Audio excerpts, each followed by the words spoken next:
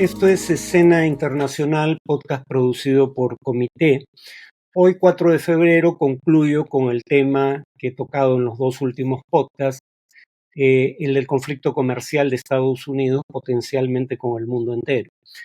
Decía en el podcast anterior que el efecto distributivo dentro de Estados Unidos de los aranceles que aplica a sus socios comerciales era un efecto regresivo, es decir, beneficia más a los que más tienen y perjudica más al ciudadano medio. Y uno podría preguntar, pero si beneficia a los que más tienen y perjudica al ciudadano medio, ¿por qué es políticamente viable? Porque los costos del proteccionismo son difusos y sus beneficios son concentrados. En buen romance, los costos del proteccionismo se distribuyen entre el conjunto de los consumidores y de las empresas que, por ejemplo, utilizan acero como insumo, o los consumidores que compran productos hechos con acero, cuando se impone un arancel al acero, y se beneficia a las empresas productoras de acero, que no son muchas. Entonces, claro, todos perdemos, diría alguien, dentro de una economía con un arancel que se traslada al consumidor del bien en el precio de venta, pero es muy difícil organizar al conjunto de los ciudadanos, sobre todo cuando el tema en cuestión, caso por caso, no implica un gran gasto para el ciudadano. Estás pagando más, pero digamos que si pagabas un sol por un lapicero, ahora pagas sol 50. No es una gran cantidad de dinero. Visto en el agregado, sí es, digamos, un problema, pero no caso por caso. Pero las empresas productoras de lapiceros ahora obtienen un 50% más en cuanto al precio de venta. Y eso les da incentivos para organizarse, siendo pocos les es más fácil, y hacer cabildeo, tratar de presionar políticamente para que se mantenga el arancel. Ahora, hay otra dimensión políticamente perniciosa de la protección arancelaria, y es que a veces cuando se aprueba un arancel, se exonera del arancel a algunas empresas. Y ustedes se preguntarán con qué criterio. Bueno, hay una investigación de académicos de la Universidad de Lee, donde el título de la investigación traducido al español es La economía política de la exoneración de aranceles. Es un artículo que apareció en enero de este año, reciente. La economía política de la exoneración de aranceles. Y acá no hay mayor misterio. ¿Cuál es la conclusión? El mejor predictor de la probabilidad de que tu empresa o tu sector sea exonerado del pago de aranceles es si tu empresa, digamos, donó dinero a la campaña del partido que hoy está en el Ejecutivo, en el gobierno. Si aportaste en el pasado a la campaña del partido que controla el Ejecutivo, la probabilidad de obtener una exoneración es mayor que si en la última campaña tus aportes fueron para el partido que no está hoy en control del Ejecutivo, que perdió la elección. Esta es otra dimensión perversa del proteccionismo. ¿A quién exoneras de los efectos de los costos que implica el proteccionismo? A tus aliados políticos, y perjudicas a tus rivales. Eso es lo que hace habitualmente un autoritarismo, pero claramente no es lo habitual necesariamente ni lo deseable en una democracia. Ahora, empecé con este tema hablando de el enfrentamiento entre el presidente Petro de Colombia y el presidente Trump de los Estados Unidos por temas migratorios. Precisamente por ese enfrentamiento, Petro buscó que la presidenta pro tempore de la CELAC, de este organismo de países de América Latina y el Caribe, Xiomara Castro, presidenta de Honduras, convocara una cumbre de la CELAC, y Castro la tuvo que cancelar una vez convocada debido a la falta de consenso, dijo, ¿no? Por un lado hubo gobiernos como, sobre todo los gobiernos de derecha, como el de Milei o el de Paraguay, que no quisieron convocar esa cumbre, pero también es cierto que gobiernos de izquierda que bajo circunstancias normales podrían haber asistido, decidieron no asistir a nivel de presidente en esta ocasión. Por ejemplo, Sheinbaum, la presidenta de México, dijo que no acudiría. Y aquí el tema es, y ese creo que fue el error de Petro, en el fondo de la cuestión tenía razón, el maltrato a los, digamos, a los connacionales deportados, pero el tema es que si bien América Latina y el Caribe en su conjunto tienen margen de negociación frente a Estados Unidos, no lo tiene Colombia por sí sola. Y por eso Colombia busca que sea la CELAC la que tome decisiones. Pero aquí nuevamente el tema es, Colombia no tiene el poderío relativo necesario para convocar con posibilidades de éxito una acción concertada de la región. Eso lo podría hacer Brasil o México, sobre todo Brasil y México, pero no Colombia.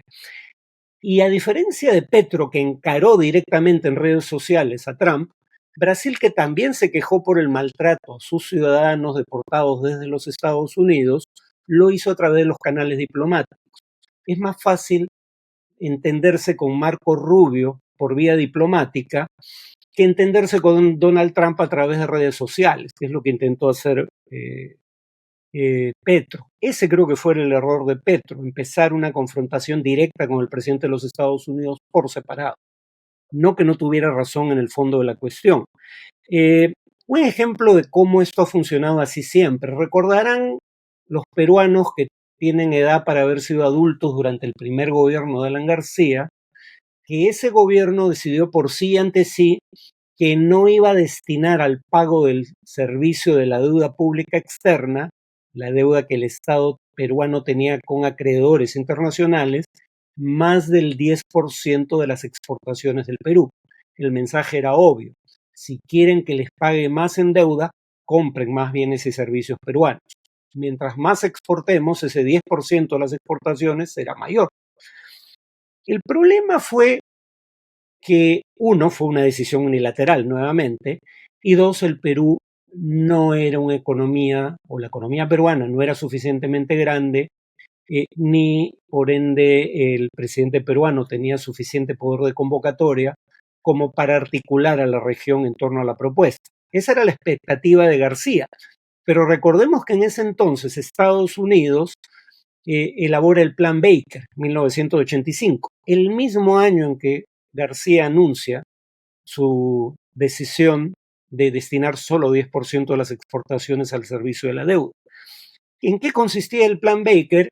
En administrar un fondo que obviamente a valor del 85 era mucho más que ahora, de 20.000 millones de dólares, para los países que decidieran renegociar su deuda sin tomar decisiones unilaterales como la de Alan García.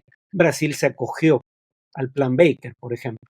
¿Por qué? Porque lo que se quería evitar es que Brasil secundara una moción como la de García.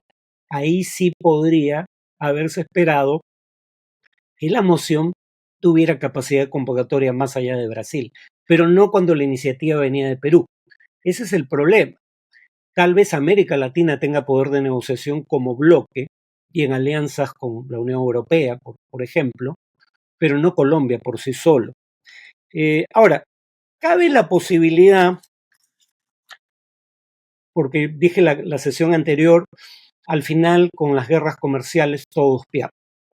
Claro, alguien podría decir, Estados Unidos pierde menos que México y Canadá, pero la pregunta es, si puedes ganar, ¿por qué preferirías perder? Bueno, eso solo tiene sentido si esperas que, dado que van a perder más que tú, México y Canadá te hagan concesiones en algún tema fundamental, y yo me atrevo a especular que ese tema es el comercio, no el fentanilo, o sea, las drogas, no tanto el tema migratorio. Acabamos de ver prueba de eso en un discurso del presidente Mulino de Panamá después de su reunión con el secretario de Estado estadounidense Mark Rubio. El tema en el que concedió ante la presión estadounidense el presidente de Panamá fue el tema de la presencia creciente de empresas chinas en la economía panameña. Recordarán, en un podcast anterior yo les decía, no va a tomar por asalto el canal Trump, el tema de las tarifas para los barcos estadounidenses que cruzan el canal es un pretexto. Recordarán que dije, el tema que sí es un tema de interés creciente bajo el gobierno de Trump para los Estados Unidos es el de la presencia económica de empresas chinas en Panamá. Y específicamente los puertos administrados por empresas chinas a ambos extremos del canal de Panamá. Y eso es importante porque eso nos puede tocar. Lo que nos pone en la línea de mira de Trump es el puerto de Chancay, con toda claridad. Lo mismo en relación a Canadá y México. Miren lo que acaba de declarar el día de ayer Trump sobre qué tienen que hacer el día domingo o lunes. No, lo dijo tarde, en todo caso el domingo. ¿Qué tienen que hacer Canadá y México para que se levanten las sanciones? La respuesta de Trump es: tienen que equilibrar su comercio, número uno.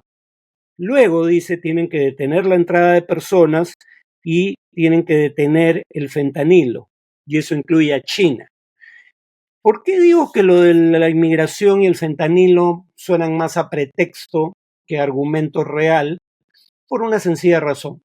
Uno, por Canadá o desde Canadá no entran a los Estados Unidos una cantidad significativa ni de migrantes ni de drogas, mucho menos fentanilo, ¿no? Virtualmente no hay ingresos registrados de drogas desde Canadá hacia los Estados Unidos. Aplicado a Canadá eso es un mero pretexto. Pero incluso aplicado a México podría considerarse un pretexto, porque si bien sí ingresan cantidades significativas de fentanilo e inmigrantes indocumentados a los Estados Unidos desde México, la tendencia era declinante. La tendencia era declinante, es decir, el problema se estaba resolviendo o cuando menos se estaba reduciendo su incidencia. Y además, cuando Trump dice que esos son los temas que deben resolverse, no pone ningún estándar de medición, ¿no? No dice si se capturan más de un cierto número de inmigrantes indocumentados por mes en territorio americano que vienen desde México, levantaremos las sanciones. O sea, si se reduce el número de indocumentados capturados, o si se reduce la incautación de fentanilo, o si se reducen las muertes por fentanilo en Estados Unidos. No hay ningún estándar objetivo.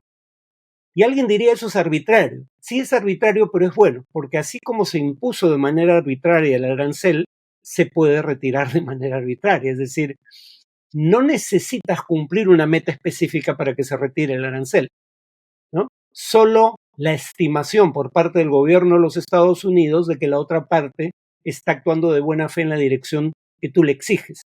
Pero eso es materia interpretable, ¿no? Entonces creo que el tema fundamental no es, y lo acaba de reconocer Trump en la cita que acabo de mencionar, el tema fundamental no es ni el fentanilo ni la inmigración, es el tema comercial. Tienen que equilibrar su comercio. ¿Equilibrar su comercio qué querría decir? Bueno, luego lo aclaró.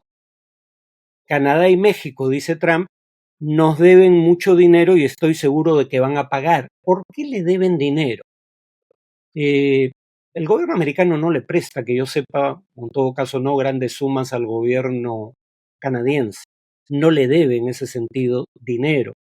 ¿Por qué dice nos deben dinero? Porque Trump tiene una visión mercantilista del siglo XVII sobre el comercio internacional. Lo ha dicho infinidad de veces.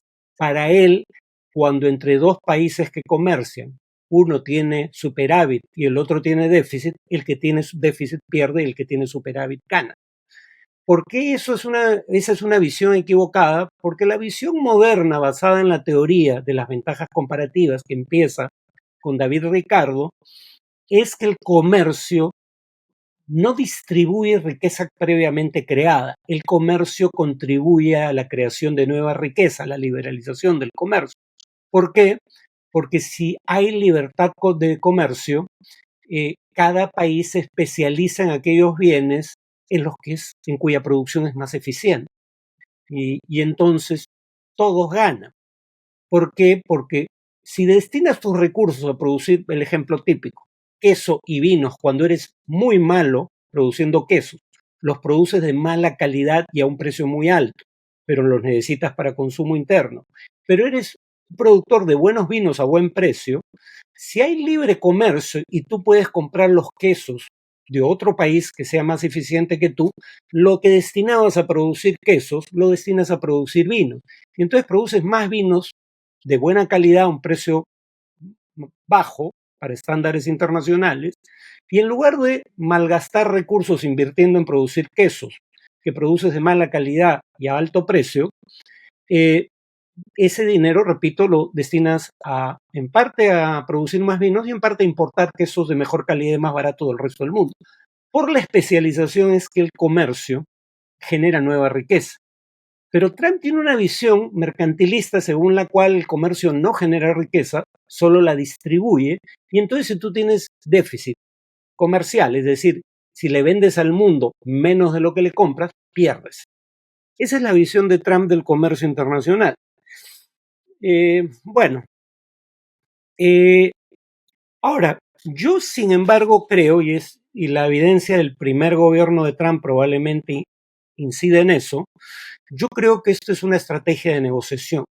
Es lo que siempre ha hecho Trump, según dicen algunos, por los juicios en que estuvo involucrado, desde que era un inversionista inmobiliario, ¿no?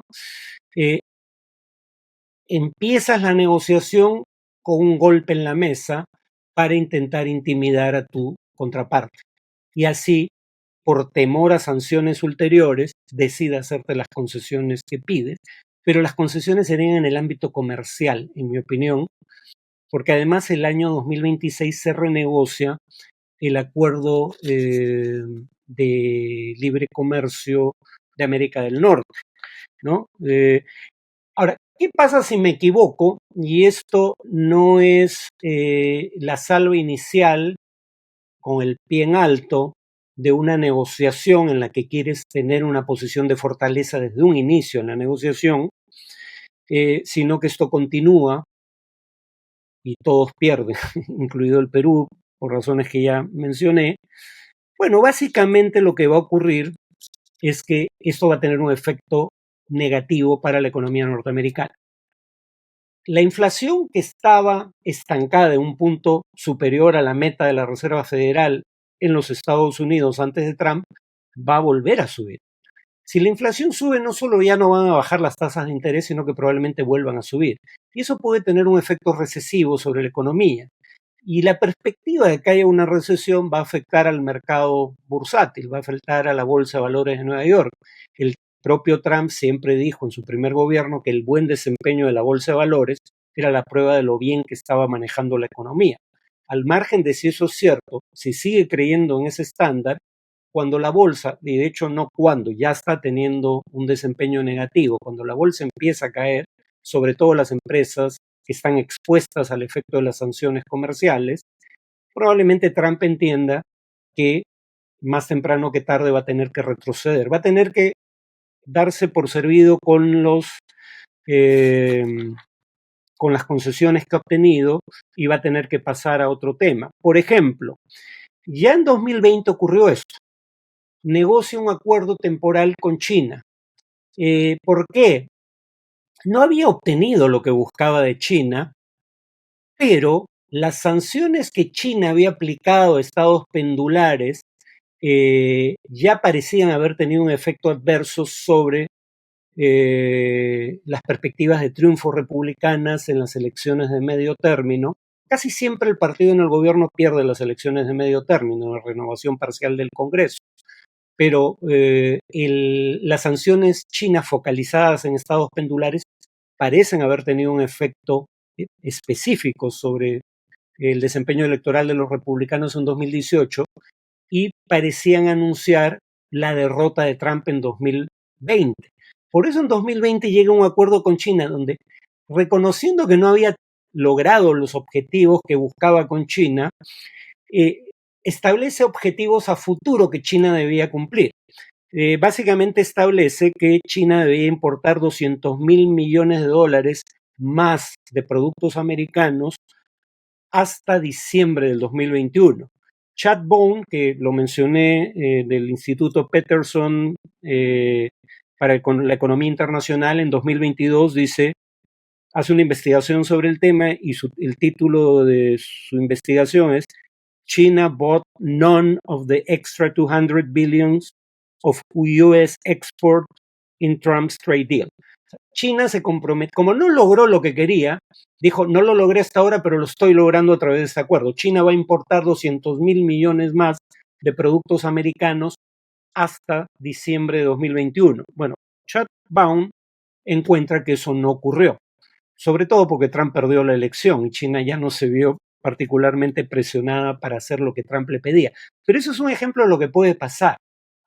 Trump va a cantar victoria, aunque no lo obtenga, y reducir los aranceles de nuevo, o bien porque esa era su estrategia de negociación y una vez obtenidas las concesiones que buscaba, no tiene por qué continuar con las sanciones, o bien porque el efecto sobre la economía de su país es demasiado grande y puede afectar las perspectivas electorales de los republicanos.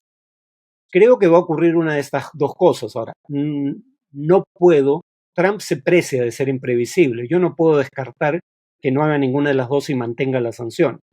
Si estamos en ese escenario, como dicen los creyentes, que Dios nos coja confesados, porque ahí sí vamos a estar en una situación muy mala para la economía mundial. Bueno, eso sería todo por hoy. Nos vemos en el siguiente podcast.